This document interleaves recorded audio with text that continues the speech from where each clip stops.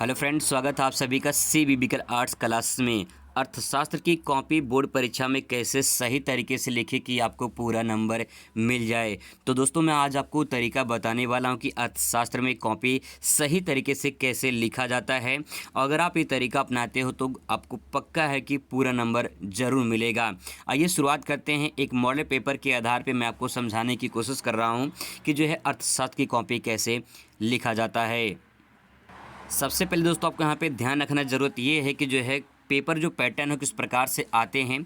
तो देखिए 10 बहुविकल्पीय क्वेश्चन रहेगा, इसको कैसे लिखेंगे ये भी बता रहे हैं, कॉपी लिख के भी दिखाएंगे आपको। और इसके बाद जो है 11 से 18 ये आपका अति लघु सवाल पूछा जाता है। और फिर इसके बाद ध्यान रखेंगे ये भी कि अति लघु जो सवाल होते हैं ये 50 शब्दों में इसका आंसर देना होता है। 50 शब्दों का मतलब ये होता है कि कम से कम 5 से 6 लाइन में इसका आंसर देना है। और इसके बाद जो है 19 से लेकर 24 लघुत्तरीय प्रश्न रहेगा। ये 150 शब्दों में आंसर देना होगा। और 150 शब्दों का मतलब ये होता है कम से कम 1 से 2 पेज में इसका आंसर देना है, तब जाके पूरा नंबर आपको मिलेगा। और डायग्राम का प्रयोग करना है। और इसके बाद जो है कुछ ऐसी चीज़ें उसमें होती हैं, फिगर वगैरह, फिगर मतलब कि जो डायग्राम वगैरह होते हैं इसके इस प्रकार से वो आपको बनाना है, ये ध्यान रखना है। और इसके बाद जो है 25 से 27 जो विस्तृत उत्तरीय प्रश्न रहते हैं ये 300 शब्दों में लिखना है। 300 शब्द का मतलब ये होता है कम से कम 3 से 4 पेज में इसका आंसर देना है। तो आइए और डिटेल में समझते हैं। सबसे पहले यहाँ पे बहुविकल्पीय सवाल इस प्रकार से पूछा जाएगा। जैसे मान लीजिए प्रश्न दिया है कि भारत में पाई जाती है, तो इसमें कौन सा आंसर सही होगा। इसमें मिश्रित अर्थव्यवस्था सही होगा। अब इसको कॉपी में कैसे लिखेंगे, आप अपनी बोर्ड की कॉपी में यहाँ ऊपर लिख देंगे बहुविकल्पीय प्रश्न। ठीक है, जरूरी नहीं है कि बहुविकल्पीय प्रश्न लिखा जाए, आप जो है डायरेक्ट प्रश्नोत्तर नंबर भी लिख सकते हैं। लेकिन अगर इसको लिख देंगे तो जो है कोई दिक्कत नहीं होगा, टाइम अगर आपके पास है तो। ठीक है, इसके बाद जो क्वेश्चन सही हो, जैसे मिश्रित अर्थव्यवस्था बी सही था तो यहाँ बी लिख के ऐसे टिक कर देना है, बस इतना काम हो गया। एक बात और ध्यान रखना है, जब अगला क्वेश्चन लिखेंगे तो कम से कम 1 से 2 लाइन गैप होना चाहिए, ताकि जो है ये पहला वाला क्वेश्चन और दूसरा वाला क्वेश्चन थोड़ा अलग अलग दिखे। क्योंकि जो है एग्जामिनर कॉपी इतनी फास्ट चेकिंग करते हैं, तो जैसे मान लीजिए ये चेक किए, फिर उसके बाद ये चेक किए, अगर इसको सटा के आप लिख देंगे तो मिक्स हो जाएगा, दिक्कत हो जाएगी चेकिंग करने में। और एक के चक्कर में दूसरा भी उसी में चला जाएगा तो नंबर आपका कट जाएगा, दिक्कत हो जाएगी। ठीक है, इस प्रकार से देखिए जो भी आंसर यहाँ पे सही है, यहाँ पे मैंने इस प्रकार से टिक कर दिया है। और कुल मिला के कॉपी को जो है आपको इसी प्रकार से लिखना है। जैसे देखिए यहाँ पे दूसरे क्वेश्चन है, दूसरे क्वेश्चन तो यहाँ पे दूसरा क्वेश्चन सही हो जाएगा, MR बराबर MC हो जाएगा। ठीक है, यहाँ पे इस प्रकार से जो है आपको आंसर देना है। देखिए दूसरे का आंसर जो है MR बराबर MC हो गया है, लिख के इसके बाद टिक कर देंगे, बस काम खत्म हो गया। ठीक है, इसके बाद एक लाइन गैप कर देंगे, ऊपर भी करेंगे नीचे भी करेंगे, ताकि जो है स्पष्ट दिखाई दे, साफ सुथरा दिखाई दे। ठीक है, तो यहाँ पे देखिए तीसरा प्रश्न लिख के अंडरलाइन कर देंगे, लगे हाथ उसी हाथ से अंडरलाइन करके जो है उसका आंसर लिख के टिक कर देना है, बस इतना काम करना है। ठीक है, अब बात करते हैं जो है अति लघु प्रश्न की। अति लघु जो प्रश्न है इसको किस प्रकार से लिखा जाएगा, ध्यान रखेंगे। यहाँ पे 3 नंबर का है और 50 शब्दों में लिखना है, तो आपको किस प्रकार से आंसर लिखे कि 3 नंबर आपको मिल जाए। 50 शब्द का मतलब ये होता है कि 5 से 6 लाइन में इसका आंसर देना है। ठीक है, लेकिन अगर ये 10 लाइन में चला जाता है तो कोई दिक्कत नहीं है, क्योंकि क्वेश्चन जो है यहाँ पे देखिए 3 नंबर का है, तो 3 नंबर में जो है अब तभी आपको मिलेगा जब आप पूरा अच्छे से लिखेंगे। तो कॉपी में इसका आंसर कैसे लिखेंगे, जैसे देखिए यहाँ अर्थव्यवस्था की प्रमुख जो है केंद्रीय समस्याएं क्या हैं। यहाँ पे दोस्तों आपको ध्यान में रखने की ज़रूरत है कि क्वेश्चन से ही आपको पहले हेडिंग बना लेनी है। ठीक है, थोड़ा सा कुछ अपने क्वेश्चन के आंसर को अलग से लिखना है। अलग का मतलब ये है, बहुत सारे लोग होते हैं जैसे समस्या है तो लिखना शुरू कर देंगे। ठीक है, कुछ हेडिंग जो है वगैरह नहीं डालेंगे, सीधा लिखेंगे जो है कि प्रश्नोत्तर नंबर जो है, जो भी प्रश्न संख्या है, प्रश्न संख्या लिखेंगे। और उसके बाद जो मान लो प्रश्न संख्या 12 है, अंडरलाइन करके लिखना शुरू कर देंगे। ठीक है, लेकिन आप किस प्रकार से लिखेंगे ताकि जो है आपका आंसर और परफेक्ट दिखाई दे। देखिए मेरे यहाँ पे लिखा है लघुत्तरीय प्रश्न, इसके बाद जो है प्रश्नोत्तर नंबर ये 20 था। ठीक है, sorry for that, by mistake, यहाँ से लघुत्तरीय प्रश्न। ठीक है, अति लघु आ गया यहाँ पे, तो अति लघु या प्रश्न नंबर यहाँ पे 11 हो गया। और उसके बारे में छोटा सा मैंने हेडिंग बना लिया, उसी प्रश्न से मैंने हेडिंग बना लिया है। और देखिए अर्थव्यवस्था की प्रमुख केंद्रीय समस्याएं, एक हेडिंग बन गया। अब इसके बारे में यहाँ पे लिखना है। 3 नंबर का सवाल था, इसलिए मैंने यहाँ पे 3 पॉइंट लिखा है, ताकि जो है एग्जामिनर 3 नंबर देकर जाए, पूरा का पूरा एक भी नंबर ही कटे ना, यही होता है सही तरीके से लिखना। तो देखिए अर्थव्यवस्था में केंद्रीय समस्याएं क्या हैं, किन वस्तुओं का उत्पादन किया जाए ये भी समस्या है, और इन वस्तुओं का उत्पादन कैसे किया जाए ये भी समस्या है, और इन वस्तुओं का उत्पादन किसके लिए किया जाए ये भी एक समस्या है। तो 3 समस्या यहाँ पे हो गई, और इन तीनों समस्या को आपको लिख देना है। एग्जामर चेक करेगा 3 नंबर पूरा आपको देगा, कटेगा बिल्कुल भी नहीं, एक भी नंबर कटेगा नहीं। ठीक है, अगला क्वेश्चन देखिए। अगला क्वेश्चन यहाँ पे दिया है कि पूर्ति वक्र जो है पर संचलन से क्या अभिप्राय है। तो यहाँ से एक हेडिंग बना लेंगे, पूर्ति वक्र संचलन, यहाँ से हेडिंग बन जाएगा और उसके बारे में लिखेंगे। सबसे पहले यहाँ पे लिखेंगे प्रश्नोत्तर नंबर 12, ठीक है, और इसके बाद जो है यहाँ पे देखिए हेडिंग डाल देंगे। मैंने उसी प्रश्न से हेडिंग बना लिया है, अब इसके बारे में लिखेंगे तो आपका आंसर अलग लगेगा और सबसे परफेक्ट माना जाएगा। ठीक है, देखिए क्या लिखेंगे, जब किसी वस्तु कीमत में परिवर्तन होने पर उसकी पूर्ति में परिवर्तन होता तो उसे पूर्ति वक्र पर संचलन कहते हैं। कहने का तात्पर्य यह है कि अगर कीमत में परिवर्तन होता है तो पूर्ति में भी परिवर्तन होगा। इस डायग्राम के माध्यम से थोड़ा समझने की कोशिश करते हैं। देखिए यहाँ पे कीमत है, यहाँ पे मात्रा दिखाई दी गई है। ठीक है, यहाँ पे देखिए सप्लाई पहले यहाँ पे नॉर्मल थी, यानी कीमत जब कम थी, ठीक है, यहाँ पे जब मान लो कीमत कम थी तो सप्लाई भी जो है नॉर्मल थी, लेकिन जैसे कीमत बढ़ती है तो उसका पूर्ति भी जो है परिवर्तन होता है। तो वही बात यहाँ बताई गई है कि अगर कीमत में परिवर्तन होता है, ठीक है, तो उसकी पूर्ति में परिवर्तन होगा। पहले सप्लाई यहाँ पे थी, फिर इसके बाद परिवर्तन हो गई, सप्लाई यहाँ पे आ गई, यानी कीमत में परिवर्तन हुआ तो यहाँ पे सप्लाई जो है परिवर्तन हो गया। तो इसे कहते हैं जो है पूर्ति वक्र पर संचलन। ठीक है, इसका आंसर प्रकार से हो जाएगा। एग्जामिनर खुश होकर आपको 3 नंबर देगा, क्योंकि आपने आंसर को लिखा है विथ डायग्राम के माध्यम से लिखा है। तो ये होता है स्मार्ट तरीके से आंसर को लिखना। ऐसे ही दोस्तों आपको जो है यहाँ पे जो अन्य सवाल है इनका भी आंसर इसी प्रकार से देना है। अगर 3 में 3 नंबर चाहिए तो आपको आंसर जो है थोड़ा सा अलग और स्मार्ट तरीके से लिखना होगा। ठीक है, अब देखिए यहाँ पे लघु उत्तरीय प्रश्न देखते हैं। लघु उत्तरीय जो प्रश्न है ये 6 नंबर का है और 150 शब्दों में जो है आपको इसको लिखना पड़ेगा। तो 150 शब्दों में लिखने का मतलब ये है कि कम से कम 1 से 2 पेज में आंसर देंगे तब जाके 6 नंबर आपको मिलेगा। अब यहाँ पे देखिए कैसे लिखेंगे, जैसे यहाँ पे क्वेश्चन पूछा है सीमांत एवं प्रत्यास्थापन दर क्या आशय है, ये घटती हुई क्यों प्रतीत होती है।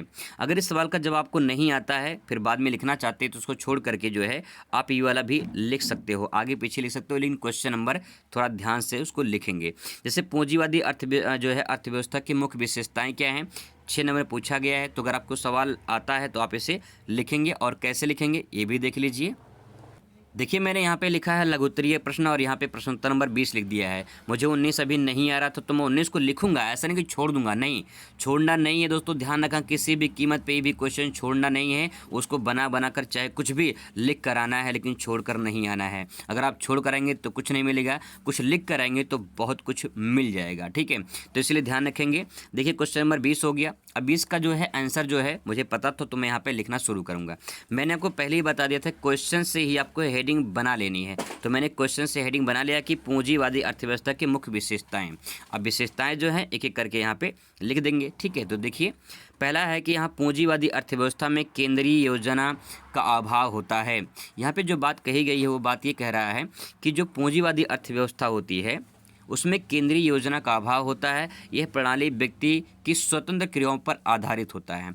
मतलब ये केंद्रीय योजना का मतलब ये होता है कि उसमें जो है सरकारी का जो है कोई जो हस्तक्षेप नहीं होता है, उसका अभाव हमें देखने को मिलता है। और इसमें जो व्यक्ति होते हैं वो अपना स्वतंत्र होकर काम करते हैं। ठीक है, फॉर एग्जांपल जैसे मान लीजिए आप अपना कोई व्यवसाय कर रहे हैं, अपना कोई बिजनेस खोले हैं, तो उस बिजनेस में सरकार का कोई हस्तक्षेप नहीं है, यानी केंद्रीय योजना उसमें कुछ भी नहीं है। आप जो है पूरी तरह से स्वतंत्र हैं। आप चाहे जब अपना बिजनेस करो, व्यापार करो, चाहे जब दुकान खोलो या बंद करो, ये डिपेंड करता है आप पे। इसे कहते हैं पूंजीवादी अर्थव्यवस्था, यानी खुद का मालिक होना। ठीक है, तो इस प्रकार से इसका पहला पॉइंट हो जाएगा। दूसरा पॉइंट लिखेंगे प्रत्येक व्यक्ति को यहाँ पे जो संपत्ति है उसको रखने और उससे उत्तराधिकारी देने का पूरा अधिकार होता है। फॉर एग्जांपल मैं आपको बात करूँ, जैसे मान लीजिए आप हैं, ठीक है, ये आप हो गए, आपने कोई बिजनेस किया, कोई व्यवसाय किया आपने, ठीक है, आने वाले दिनों में जब आपकी शादी हो जाएगी, फिर आपके बच्चे होंगे, तो फिर आपके जो बच्चे आएंगे, आपका जो बिजनेस है उस बिजनेस का मालिक आपके कौन होंगे, बच्चे होंगे। ठीक है, तो उसका मतलब ये है कि आपकी जो संपत्ति है उस संपत्ति का पूरा जो उत्तराधिकारी है वो आपके बच्चे होंगे, ना कि सरकार होगा, ठीक है। लेकिन अगर सरकारी में जैसे आप सरकारी नौकरी कर रहे हैं तो सरकारी नौकरी में ऐसा नहीं कि आपका बच्चा भी वही नौकरी करेगा, उसको भाई कंपटीशन पास करना पड़ेगा तब जाके नौकरी करेगा। लेकिन अगर आप चाहें कि मैं अपने बेटे की जगह जो है मैं अपनी जगह अपने बेटों को भी लगा लूँ तो भैया ये नहीं हो सकता है, ठीक है, ऐसा नहीं होता है। तो यहाँ पे जो लेकिन पूंजीवादी अर्थव्यवस्था में ऐसा होता है, उत्तराधिकारी चुन सकते हैं। अगला पॉइंट लिखेंगे। अगला पॉइंट यहाँ पे दोस्तों ये है कि देश की सभी पूंजीवादी सभी उत्पादक इकाइयाँ लाभ के उद्देश्य से चलाई जाती हैं। तो बहुत सिंपल सी बात यह है कि अगर आप कोई दुकान खोलते हैं, कोई बिजनेस करते हैं तो आपका यही उद्देश्य होगा कि अधिक से अधिक लाभ कमाया जाए, ठीक है। तो इसीलिए लोग अपना व्यवसाय करते हैं। चलिए आगे देखते हैं अगला पॉइंट। अगला पॉइंट है सरकार व्यक्तियों की आर्थिक क्रियाओं में कोई हस्तक्षेप नहीं करता है परंतु हानिकारक प्रभावों को नियंत्रित करने का प्रयास करता है। यहाँ पे दोस्तों जो बात कही गई वो बात ये है कि सरकार व्यक्तियों की आर्थिक क्रियाओं में, यानी जो आप बिजनेस कर रहे हो, जो व्यवसाय कर रहे हो, उसमें सरकार कोई हस्तक्षेप नहीं कर सकता है। हाँ, लेकिन एक काम कर सकता है, अगर कोई आप जो है कोई हानिकारक वस्तु बनाते हैं या फिर कोई ऐसा जो है समाज को जो है प्रभावित कर रहा है तो उस पर नियंत्रण करने का काम सरकार कर सकती है, ठीक है। आगे देखिए अगला पॉइंट यहाँ पे लिखेंगे। नेक्स्ट पॉइंट है कि जो है उपभोक्ता, उत्पादक, व्यवसायी, वचनकर्ता, निवेशक अपने अपने क्षेत्र में पूर्णतः स्वतंत्र होते हैं। उपभोक्ता भी स्वतंत्र होता है, उत्पादक भी, व्यवसायी भी, वचनकर्ता, निवेशक सब जो है अपने आप में आज़ाद होते हैं, अपना जैसा जो करना है वो अपना करते हैं। लेकिन अगर जो है वहाँ सरकारी सेक्टर ऐसा होता है, ऐसा आप नहीं कर सकते हैं, सरकार के नियम के अनुसार चलना होगा। तो दोस्तों जो है ये देखिए मैंने एक पेज में इसका आंसर दिया है और आप जो है अपनी कॉपी में इसको एक पेज में आंसर देंगे।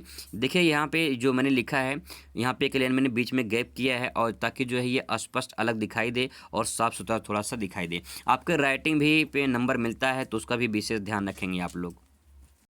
ऐसे ही दोस्तों आपको जो अन्य सवाल हैं उनका भी आंसर इसी प्रकार से देना है, जहाँ पे ज़रूरत हो उसका जो है आपको डायग्राम वगैरह बना लेनी है, ठीक है। अगर जहाँ पे ज़रूरत है तहाँ पे आपको बनाना होगा ताकि जो है पूरा नंबर आपको मिल जाए। अब बात करते हैं विस्तृत उत्तरीय प्रश्न की। 10 नंबर का सवाल है ये विस्तृत उत्तरीय प्रश्न, ठीक है। और देखिए आपको ध्यान में रखना है आपको कि 3 क्वेश्चन का आंसर देना है। और टाइम मैनेजमेंट में मैंने एक वीडियो बनाया था अर्थशास्त्र में कि किस प्रकार से आपको ये 3 लॉन्ग क्वेश्चन आपको लिखना होगा। ध्यान रखेंगे 3 से 4 पेज में आंसर देंगे तभी जो है 10 नंबर आपको मिलेगा और विथ डायग्राम के माध्यम से। जहाँ पे ज़रूरत हो वहीं पे बता रहा हूँ, जहाँ पे ज़रूरत नहीं वहाँ पे ज़रूरत नहीं है। जैसे यहाँ पे देखिए दिया गया है कि किसी वस्तु की पूर्ति के क्या अर्थ है, एक साड़ी था, चित्र की सहायता से समझाइए। तो उसमें जो है आपको साड़ी बनानी पड़ेगी, ठीक है। साड़ी बनाने के बाद जो है फिर इसके बाद जो है उसका ग्राफ यानी चित्र वगैरह बनाना पड़ेगा, तब जाके पूरा नंबर आपको मिलेगा। तो इस प्रकार से इसका आंसर देना है।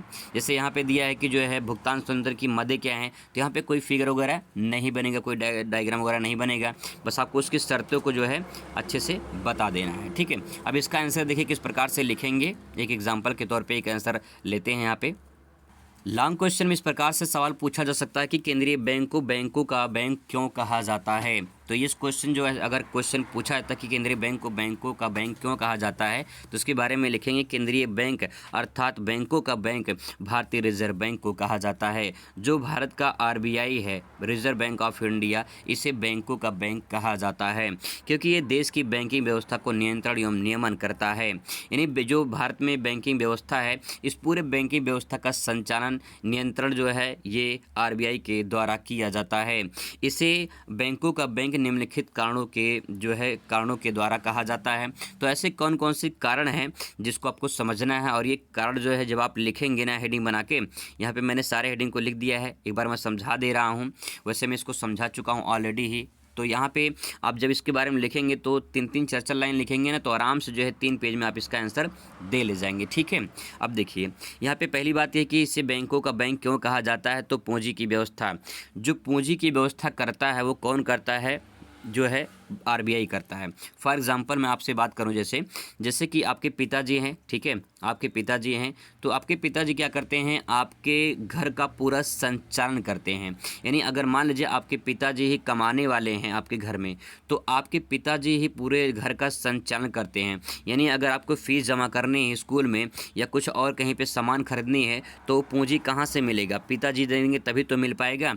तो आपके पिताजी पूंजी की व्यवस्था करने वाले हो गए, ठीक है। ठीक उसी प्रकार से देश में पूंजी की व्यवस्था कौन करता है, आरबीआई करता है, इसीलिए उसे बैंकों का बैंक कहा जाता है।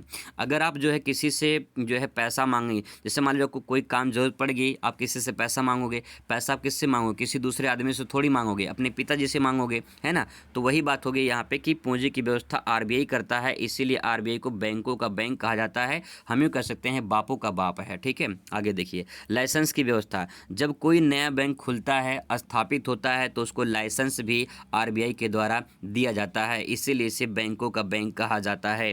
निरीक्षण, जैसे आप बोर्ड परीक्षा देते हैं ना, बोर्ड परीक्षा जब आप क्लास में जब बैठे रहोगे तो वहाँ पे आपके क्लास में 2 टीचर होते हैं, 1 या 2 टीचर पक्का होते हैं, वो जांच करते हैं। निरीक्षण का मतलब क्या होता है, जांच करते हैं, जांच करते हैं, उसके द्वारा जो है कोई भी बच्चे नकल ना कर सके या फिर कोई दिक्कत ना हो सके किसी बच्चे को जो है, ताकि जो है बच्चे अच्छे से पेपर दे सके। तो निरीक्षण करना मतलब जांच करना, जांच कौन करता है, आरबीआई करता है, इसलिए इसे बैंकों का बैंक कहा जाता है। शाखा विस्तार, अगर किसी बैंक को अपना शाखा विस्तार करना है यानी शाखा बढ़ाना है, जैसे मान लीजिए किसी शहर में जो है उसका 2 ब्रांच है, वो 2 से 3 करना चाहता है, तो 3 ब्रांच के लिए उसे आरबीआई से परमिशन लेना पड़ेगा, तब जाके वो अपना बैंक जो शाखा है उसको विस्तार कर सकता है, तो इसलिए आरबीआई को बैंकों का बैंक कहा जाता है। प्रबंधन, प्रबंधन का मतलब होता है मैनेजमेंट। जैसे आपके स्कूल अगर प्राइवेट होगा तो उसका एक मैनेजर होगा, मैनेजमेंट, वो पूरे स्कूल का संचालन करता है यानी मैनेजमेंट करता है, तो इसलिए इसे प्रबंधन कहा गया है। ऐसे ही जो पूरा बैंक है भारत का, उस बैंकिंग व्यवस्था को प्रबंधन कौन करता है, आरबीआई करता है, और जब इसे आरबीआई बैंक को प्रबंधन करता है तो इसलिए बैंकों का इसे बैंक कहा जाता है। ऋण नीति, जैसे ऋण नीति, ऋण नीति मतलब ये होता है कि जब किसी को ऋण लेना होता है, किसी बैंक को ऋण लेना होता है, यहाँ पे ध्यान रखना बैंक को ऋण लेना होता है, क्योंकि जब बैंक ऋण लेते हैं, ठीक है, जैसे व्यापारिक बैंक होते हैं, जैसे बैंक ऑफ बड़ौदा है जो है, और जो है पंजाब नेशनल बैंक है, भारतीय स्टेट बैंक है, ये सभी बैंक जो होते हैं ये आरबीआई से ऋण लेते हैं, ठीक है, आरबीआई से ऋण लेते हैं। जब आरबीआई से ऋण लेते हैं तो आरबीआई से ऋण लेने के बाद जो है फिर वो कस्टमर को यानी जनता को ऋण देते हैं। तो बैंक जो होते हैं वो आरबीआई से ऋण लेते हैं, और जनता जो होती है वो बैंक से ऋण लेते हैं। तो ये बैंकों का बैंक इसीलिए है क्योंकि ये ऋण प्रदान करता है, ठीक है। आगे है नोट निर्गमन, यानी नोट का छापने का काम कौन करता है, आरबीआई के द्वारा किया जाता है, इसलिए बैंकों का बैंक कहा जाता है। और बैंकों का समामेल, यानी बैंक को मिलाना हो, आपस में मर्जर करना हो, तो बैंकों का मर्जर करने के लिए, आपस में मिलाने के लिए जो है आरबीआई की अनुमति लेनी पड़ती है, इसलिए इसे बैंकों का बैंक कहा गया है। तो जब आप इसका आंसर लिखोगे अपने शब्दों में तो आपका आंसर जो 3 से 4 पेज में आराम से हो जाएगा और आपको 10 में 10 पूरा नंबर मिलेगा। ध्यान रखेंगे क्वेश्चन का आंसर नहीं आता तो बना बना के लिख कर आएंगे, अगर 10 में 10 नहीं मिलता है तो मान के चलिए कुछ लिख कर आएंगे तो 5 या 6 नंबर आपको मिल ही जाएगा, ठीक है। लेकिन अगर छोड़ कर आएंगे तो कुछ नहीं मिलेगा, इसीलिए दोस्तों आप कॉपी लिख कर आएंगे, और जो है जो मैंने तरीका बताया इस कॉपी को लिखने का तरीका, ऐसे अगर आप फॉलो करेंगे तो पक्का आपको फ़ायदा ज़रूर होगा। मिलते हैं नेक्स्ट वीडियो में। Thanks for watching.